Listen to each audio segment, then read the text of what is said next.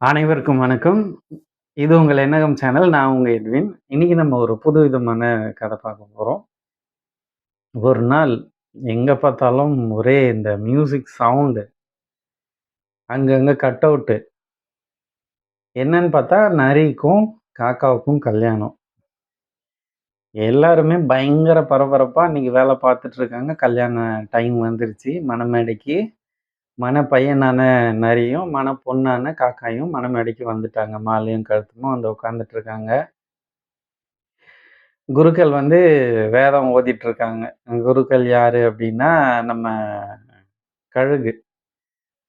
வேதம் ஓதிட்டுருக்காங்க.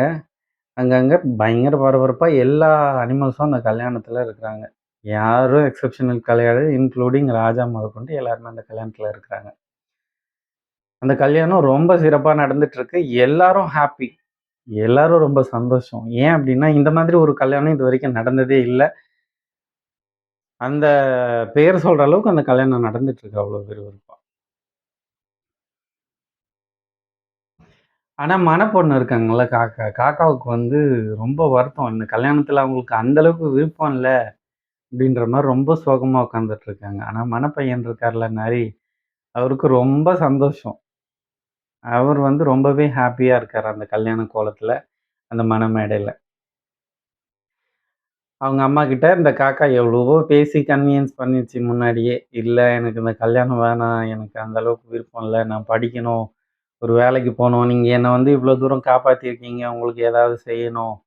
அப்படின்னு எல்லாம் நெறைய இந்த மணப்பெண் காக்கா வந்து அவங்க அப்பா, அம்மா கிட்ட எவ்வளவோ ரெக்வெஸ்ட் பண்ணாங்க. பட் அவங்க அப்பா, அம்மா, "இல்லம்மா, இது வந்து நல்ல இடத்துல இருந்து நமக்கு கிடைச்சிருக்கிற ஒரு ஆப்பர்ச்சுனிட்டி. உன்னோட எதிர்காலம் நல்லாருக்கும்." அப்படி இப்படின்னு என்னென்னமோ சொல்லி ஒரு வழியா சம்மதிக்க வச்சுட்டாங்க. மணமேடை வரைக்கும் வந்துட்டாங்க. ஆனா இருந்தாலும் அரகொர மனசோட தான் அவங்க உட்காந்துட்டு இருக்காங்க, அந்த காக்கா. சரி ரைட்டு. கல்யாண டைம் வந்துருச்சு. மாங்கல்யம் தாந்துனானே. அத அந்த கழுகு ஒலிக்கும்போது தாலியும் என்ன பண்ணிட்டாரு அப்படின்னா, நரி காக்காவோட கழுத்துல கட்டிட்டார். திருமணம் நன்னா முடிஞ்சுடுத்து. முடிஞ்சதுக்கு அப்புறமா வீட்டுக்கு போறாங்க. அன்னையிலேருந்து அவங்களோட அந்த அடுத்த கட்டமான வாழ்க்கை. அதாவது கல்யாணத்துக்கு அப்புறமா உள்ள வாழ்க்கை வந்து தொடருது. அதுல ஒரு ஒரு நாளும் பார்த்தீங்கன்னா, ஒரு ஒரு விதமா இருக்கு. அதாவது அந்த பெண் காக்காவுக்கு இவங்க எப்படிப்பட்டவங்க அப்படின்றத தெரிஞ்சுக்கணும்னு ஒரு ஆசை. ஆனா, அத வந்து தான் வாழறதுக்கு முன்னாடியே தெரிஞ்சுக்கணும் அப்படின்னு ஆசைப்பட்டு, ஒரு நாள் என்ன பண்றாங்கன்னா, சாமிகிட்ட வேண்டிக்கிறாங்க. எனக்கு வந்து கனவுல இந்த விஷயத்தெல்லாம் எனக்கு கொஞ்சம் கிளியர் பண்ணுங்க அப்படின்னு போயிட்டு ஒரு நாள் சாமிகிட்ட வேண்டிக்கிறாங்க. அப்போ சாமியும் என்ன பண்றாரு அப்படின்னா, கேட்டுக்கிறாரு. அன்னைக்கு நைட்டு தூங்குறாங்க. கடவுள ரொம்ப வேண்டிக்கிறாங்க. ஐயோ கடவுளே! கண்டிப்பா எனக்கு வந்து இவர பத்தி சொல்லிடணும். கல்யாணம் முடிஞ்ச அடுத்த நாள் அப்படின்னு சொல்லி. அவங்களும் படுத்து தூங்குறாங்க. கனவுல கடவுள் வராரு. வந்துட்டு, "இந்த மாதிரிம்மா நீ கட்டிக்கின்னு இருக்கிறவன் வந்து ரொம்ப நல்லவன். அவன பத்தின எந்த ஒரு சின்ன விஷயத்தையும் கெட்டதா சொல்ல முடியாது. அந்த அளவுக்கு ரொம்ப நல்லவன். அதனால நீ எத பத்தியும் கவலைப்படாத. நீ தைரியமா இரு." அப்படின்னு சொல்லியிருப்பாருன்னு நம்ம எல்லாம் நெனச்சிருப்போம். ஆனா அப்படி ஒண்ணும் சொல்லல. கடவுளும் வரல. அப்ப காலையில எந்திரிச்சு பார்க்குறா, அச்சச்சோ! நம்ம தூங்கி விழிச்சுட்டோம். கடவுள் கனவுல வருவார் நம்ம நெனச்சோம். வரவே இல்லையே! என்ன பண்றது? அப்படின்னு. சரி பார்ப்போம்ன்னு மொத நாள் இருக்கிறா. அப்படியே இந்த பக்கம் வரும். கல்யாணம் பண்ண அந்த நரி இருக்கு இல்லையா? ஆண் மணமகன். அவரு அமைதியா உட்காந்துட்டுருக்காரு. அவர பொறுத்தவரைக்கும் ஒரு ஏழை குடும்பத்திலேருந்து வந்தவரு. அதனால, அவரு இந்த பொண்ண எந்த வகையிலயும் கஷ்டப்படுத்தக்கூடாது அப்படின்றதுல ரொம்பவே குறிக்கோளா இருக்காரு. அதனால அந்த பொண்ணு ரொம்பவே ஆசைப்பட்டது என்ன அப்படின்னா, படிக்கணும். அதாவது காக்கா பொண்ணு ஆசைப்பட்டது படிக்கணும். அடுத்த நாளே என்ன பண்றாரு அப்படின்னா, ஒரு பெஸ்ட் காலேஜா பார்க்குறாரு. அந்த காலேஜில போயிட்டு அட்மிஷனும் போட்டு வந்துடுறாரு. அந்த பொண்ணுக்கு என்ன மேஜர் பிடிக்குமோ, அந்த மேஜர அட்மிஷன் போட்டு வந்து, அந்த பொண்ணுகிட்ட, "இங்க பாரு உனக்கு அட்மிஷன் போட்டாச்சு. நீ படிக்கணும்னு ஆசைப்பட்டல்ல. நீ போய் சந்தோஷமா படி."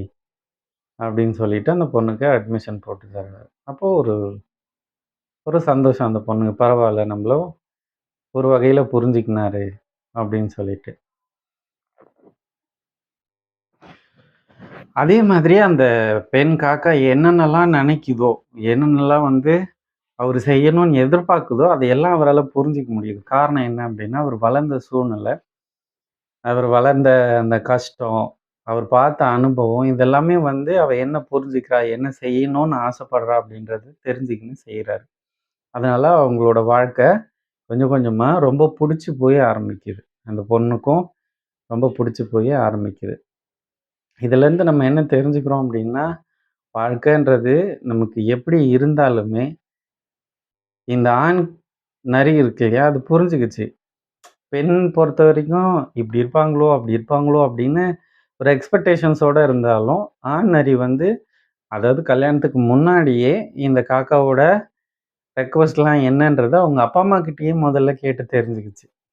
என்னென்ன வந்து அவங்க பண்ணுவாங்க, என்னென்ன பண்ணணும், என்னென்னலாம் ஆசைப்படுறாங்க அப்படின்ற அந்த விஷயத்தெல்லாம் கேட்டு தெரிஞ்சுக்கணும். ஏன்னா, அது வந்து ஒரு கஷ்டப்பட்ட நரி.